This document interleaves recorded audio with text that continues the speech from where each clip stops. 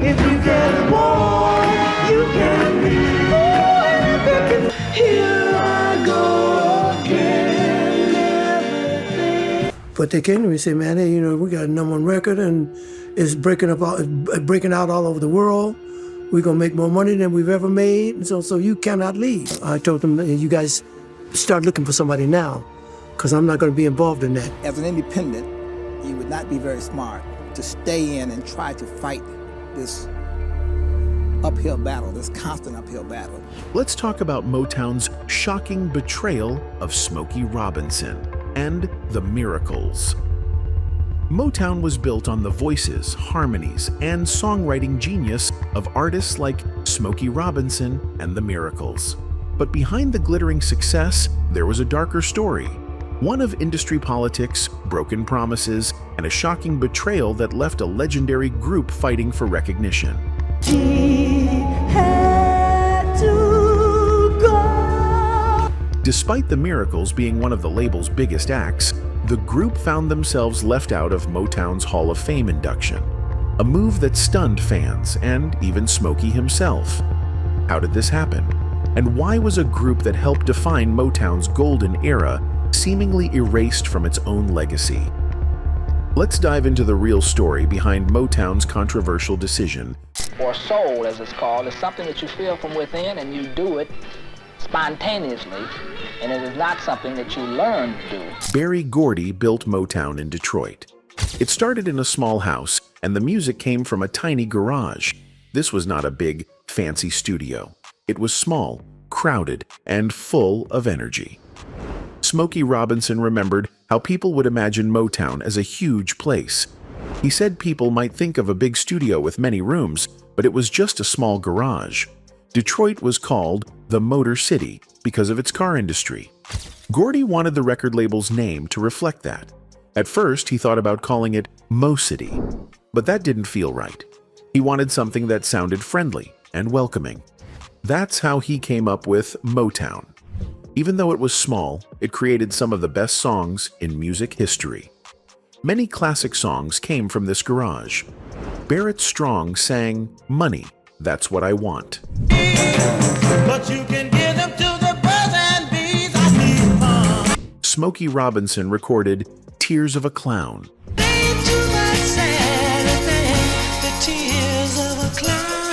The Four Tops sang Reach Out, I'll Be There.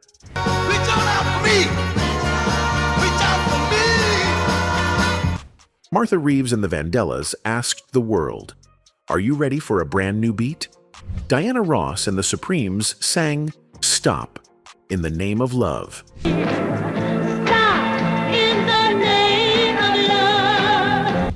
Little Stevie Wonder started his career there. Later, Marvin Gaye recorded What's Going On, inside those four walls.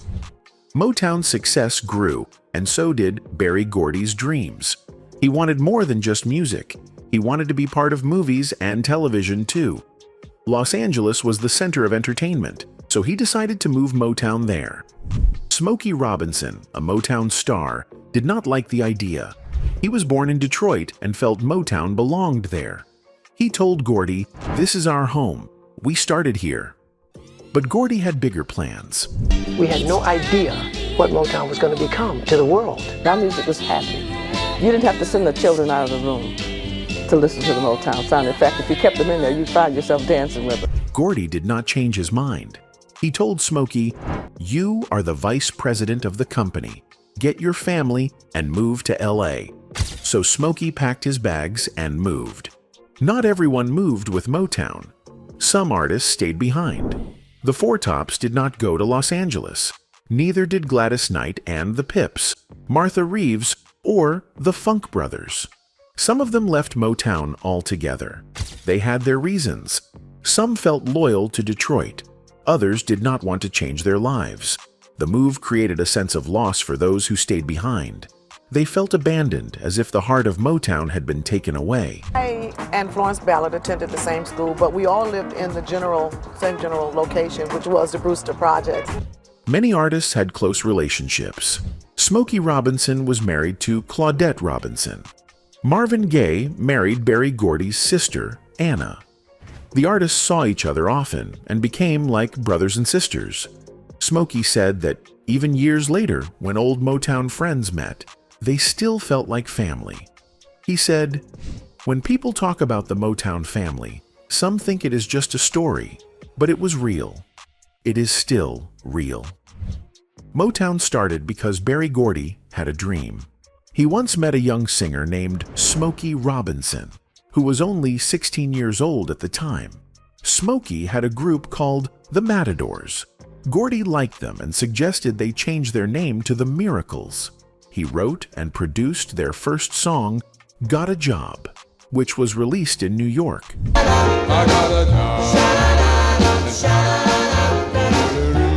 Many people in Detroit felt sad about Motown leaving. They felt like they lost something important. Duke Fakir said, "People still don't understand why Barry left. I understand because Hollywood is where big things happen, but I think he should have kept part of Motown in Detroit.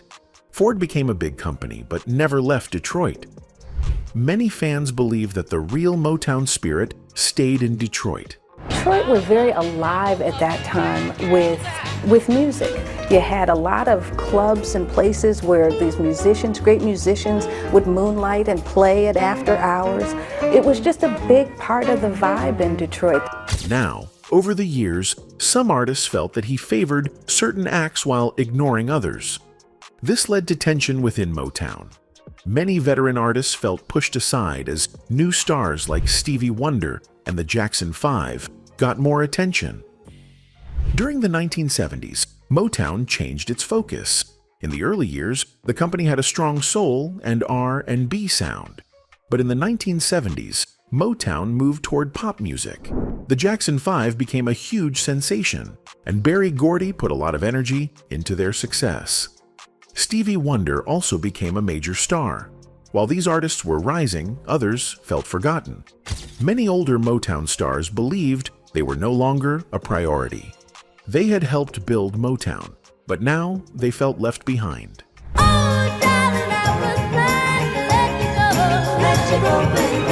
In 1983, Motown celebrated its history with a TV special called Motown 25, Yesterday, Today, Forever. It was a big event with many famous artists performing. Diana Ross made a dramatic speech during the show. She said, "It's not about the people who leave Motown that's important. It's about the people who come back." The audience cheered and the statement sounded good. But it wasn't completely true. Many major stars had left Motown, and that was a big reason why Gordy later sold the company. Motown was no longer an independent powerhouse. Big record companies like Universal, Sony, Warner, and EMI were taking over the industry. Motown could not compete with them. Selling the company was Gordy's only real option. And there are about 6 companies now that control the distribution of about 90% of the music. Right. And these corporate giants really control the business. The issue of artists leaving Motown had been a problem for years. Back in 1964, Mary Wells was one of Motown's biggest stars. She had huge hits like My God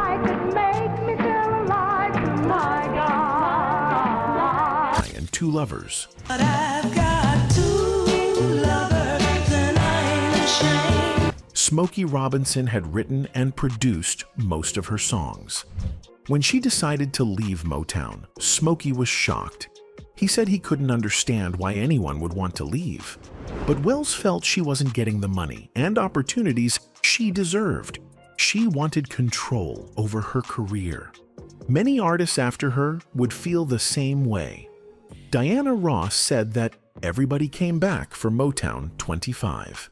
But that wasn't true. Some artists refused to participate. Gladys Knight and the Pips turned down the offer to perform. They had left Motown feeling frustrated. They appreciated their early success with the label, but they believed they could have gone further. They saw other groups like the Supremes and the Temptations getting more support. Gladys Knight once said, "There's room for someone else to move up." But Motown didn't seem interested in pushing them to the top. Eddie Kendricks, one of the original members of the Temptations, had a different reason for not joining Motown 25. He was told he could attend, but only if he bought a $500 ticket. He found that insulting. He had sung lead on major hits like Just My Imagination and Get Ready. He had also enjoyed success as a solo artist. But despite all he had done for Motown, they expected him to pay to be part of the event. He refused. The Marvelettes were another group that was not included in Motown 25. This was surprising because they had Motown's first number one pop hit, Please Mr. Postman.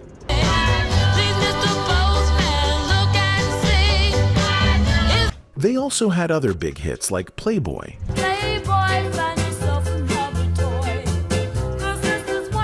and Don't Mess with Bill.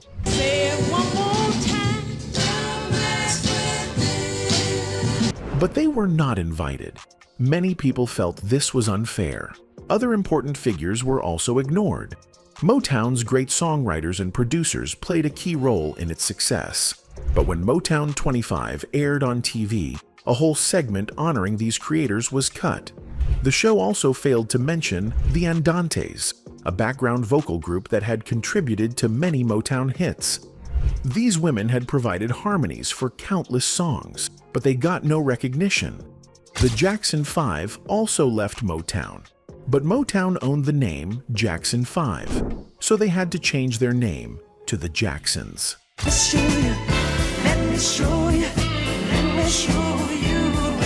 This actually worked in their favor. The new name helped them move beyond their child star image. They continued to have success, and Michael Jackson went on to become one of the biggest stars in history. Even Diana Ross eventually left Motown. Many people thought she would stay with the company forever, but she signed with RCA Records. She had several hits there, though her success slowed down later.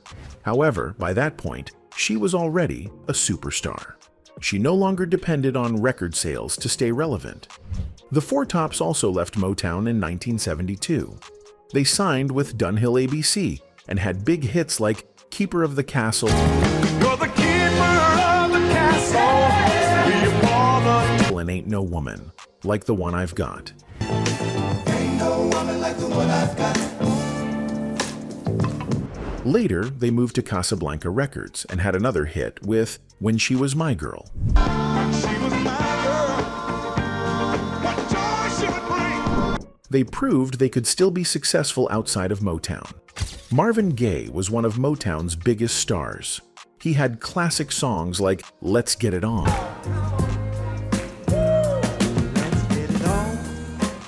and What's Going On.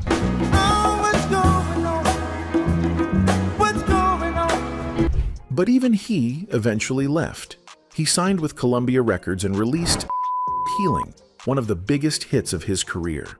This showed that even Motown's top artists were ready to move on. Many Motown artists had money problems. As an independent, you would not be very smart to stay in and try to fight this uphill battle, this constant uphill battle. They worked hard, made hit songs, and became famous. But they did not always get paid what they deserved. The people who ran Motown made a lot of money, but the artists did not always get their fair share. Some singers felt they were not treated right. Gladys Knight and the Pips left Motown and signed with Buddha Records. This turned out to be a great move. They became bigger than ever. They won Grammy Awards and had huge hits like Midnight Train to Georgia. Leaving Motown was the best thing they could have done. They felt that Motown was not helping them grow. They wanted more chances to do bigger things. Gladys Knight believed they could do better outside of Motown. Because of this, Gladys Knight and the Pips decided to leave Motown. They wanted more control over their music and their future. Many other artists also left because they felt the same way.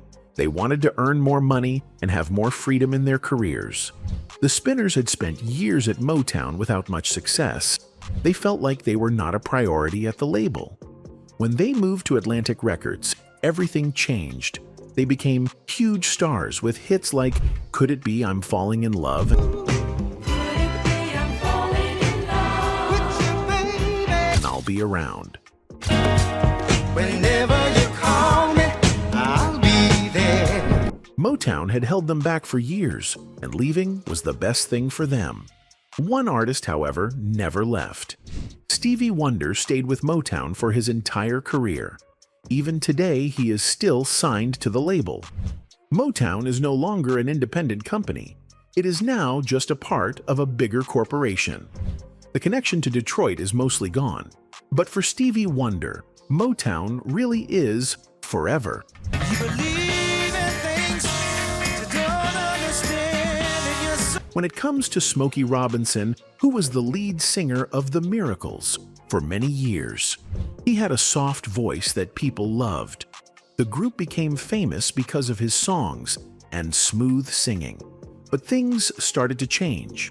Motown, the music company they worked with, wanted to focus on younger singers.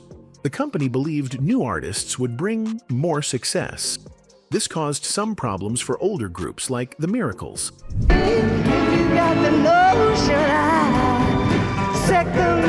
Smokey had been thinking about leaving for some time. He loved singing, but he also wanted to spend more time with his family. He had a wife and children, and traveling all the time was hard for him. He also felt tired from working so much. He decided it was time to go on his own. In 1969, he left The Miracles to start his solo career. After Smokey left, The Miracles kept going. They found a new lead singer and continued making music. But it was not the same. Smokey was a big part of their success, and many people missed him. The group had some hits, but it became harder to stay popular. Over time, their success faded. Smokey, on the other hand, became a successful solo artist. He made new songs that people loved. His music career stayed strong for many years. Even though he left The Miracles, he always remembered his time with them. He had helped make them famous, and they had helped him grow as a singer.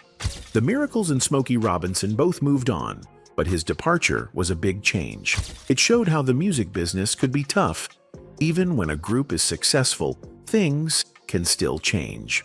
Smokey made a hard choice, but in the end, he continued doing what he loved, making music. Weed or marijuana has always been my drug of choice. I don't drink. I've never drank or anything like that, except when I was, a young teenager and the boys, you buy some beer or something like that. I hated the taste of alcohol. I still do. One of the hardest times was when he got addicted to cocaine in his 40s. It wasn't something he planned or even thought would happen, but it did. Before this, Smokey wasn't a big drinker. He never really liked the taste of alcohol, and he never got into drinking much, even as a teenager. He preferred smoking weed, which was the drug he felt most comfortable with. He lived in a neighborhood where there was access to all kinds of drugs, but he avoided cocaine for a long time. He never experimented with it, even though it was all around him. It wasn't until later in life that things changed. I never got off into any cocaine, even though I grew up in a neighborhood where there was everything. Yeah. Everything you could think of was in my neighborhood. In his 40s, Smokey tried cocaine. He says it wasn't crack cocaine, just the powder form, but it still had a big effect on him. At first, he didn't realize how badly it would affect his life. Slowly, he found himself getting worse. Smokey described himself as a walking corpse during this time. I got to that point where I was just walking around and, 5'11", and I'm walking around, I weigh 120 pounds, and I don't have any belts or any pants or anything like that fit me. He was so addicted that he lost weight and felt horrible about himself. At one point, he weighed only 120 pounds, and none of his clothes fit him. To keep his pants up, he had to use safety pins, and he would wear his shirts outside to hide it. He was in a very bad place, and he hated himself for letting it get that far. And I was in dire straits. Yeah. It was ridiculous, and I hated me, for even letting myself get to that point. Smokey found himself addicted to cocaine. It was a tough time in his life, and he couldn't understand why he was letting himself go down that path. Looking back, he said that if he had written a story about his life, it would have been perfect at that point. But instead of being happy, he found himself in the grip of drugs. He knew something was wrong but couldn't figure out why he was hurting himself in this way. At the same time, Smokey was dealing with personal issues at home. He and his wife were going through a rough patch, And although it wasn't her fault, he took the blame. It was a difficult situation. Smokey had also made another mistake that added to the pressure. He had a child outside of his marriage. This was a big problem for his wife, who had always made it clear that she didn't want any surprises like that. I was going through turmoil at home, personally, with my wife. It wasn't her fault, it was my fault. She had spent many years on the road with him, and her one rule was, don't bring me any babies or diseases. But that's exactly what happened, and it caused a lot of pain in their relationship. Eventually, Smokey had to tell his wife about the child, and this was the breaking point. The marriage ended in divorce. I know what happens out there. Just don't bring me no babies. Don't bring me no diseases, and don't bring me no babies. During this period of his life, Smokey couldn't figure out why he was turning to drugs. His father had just passed away, and his father had been his role model. On top of that, his good friend Marvin Gaye had also died. So many things were going wrong, and Smokey didn't realize it at the time, but all of this grief and loss was weighing on him. He was trying to escape the pain, but as he later realized, you can't escape from yourself. So I was going through a lot of stuff at that time, and I didn't realize it at the time, and I couldn't figure out why I would let myself go that far into the drugs. And then my dad died, and my dad was my man. By 1986, Smokey was ready to leave his addiction behind, but he didn't just kick the habit on his own. He found help in a way he never expected. One night, Smokey went to a church, and a minister there prayed for him. The amazing thing was the minister already knew everything he was going through. Smokey had never told anyone about his struggles, but the minister knew it all. She told him that God had led her to pray for him, and she even knew that if Smokey didn't change, he would have a stroke because of the drugs. That night, Smokey felt something incredible happen. The minister prayed for him, and after that, he walked out of that church feeling completely free. It was as if the addiction had been lifted from him, and from that moment on, he never went back to drugs. I didn't kick it. It was prayed off of me. Yeah. I went to a church, and the minister prayed for me and told me everything that I was going through, which I hadn't told anyone in life. So I knew that God told her. Motown changed a lot in the late 1970s and early 1980s. It started as a soul music label, but later, it wanted to reach more people. The company decided to focus on pop music instead of soul. This made it hard for some artists like Smokey Robinson to stay successful. Smokey's music was full of soul, but Motown wanted a different sound. As a result, his songs did not sell as well as before. Many artists who had been with Motown for years felt left out. They had helped build the label, but now it seemed like Motown did not care about them anymore. Constant uphill battle. And in my case, because of the rumors, misinformation, and all that, even some of the artists believed it. As the years passed, Smokey Robinson faced new problems. In the late 1990s and early 2000s, his health got worse. People started to worry about whether he could still perform. Singing and touring became difficult for him. Fans who had loved him for years were concerned. However, Smokey did not give up. He worked hard to get better. After some time, he recovered and returned to music. Many people were happy to see him back on stage. His love for music helped him push through the hard times. Motown itself also struggled during this time. The company had been a powerhouse in the music industry, but things changed. By shifting to pop music, it lost some of its original identity. Many of the classic Motown artists did not fit into this new style. Smokey Robinson was one of them. He had been a big star in the past, but now he found it harder to stay in the spotlight. The music world had changed, and Motown was not the same as before. This made it difficult for him to reach the same level of success. The proprietor at the gas station had a shotgun, and no niggas was going to use his toilet. Smokey also faced another challenge. He was a black artist in a music industry mostly run by white people. Even though he became very successful, he still faced racism. It was not easy for black artists to get the same respect as white artists. Many radio stations and TV shows preferred white singers. Even when Smokey's music was loved by many, some people still treated him differently because of his skin color. He had to work twice as hard to be noticed. Smokey once talked about a scary time when he was young and touring in the South. This was when racism was very strong, and there were rules that kept black people separated from white people. Many places had signs that said, "Whites only." Black people were not allowed to use certain bathrooms, eat in some restaurants, or stay in some hotels. Smokey and his group stopped at a gas station and tried to use the restroom. Before they could go in, the white owner came out with a shotgun. He did not want black people using his bathroom. They had to leave quickly before something bad happened. Things got even worse after one of their concerts. While they were traveling, someone shot at them. It was a terrifying moment, but sadly, this was common for black artists traveling in the South. Smokey grew up in Detroit and visited his grandmother in Memphis, but he didn't see much racism there. It was only when he started touring that he realized how dangerous things were.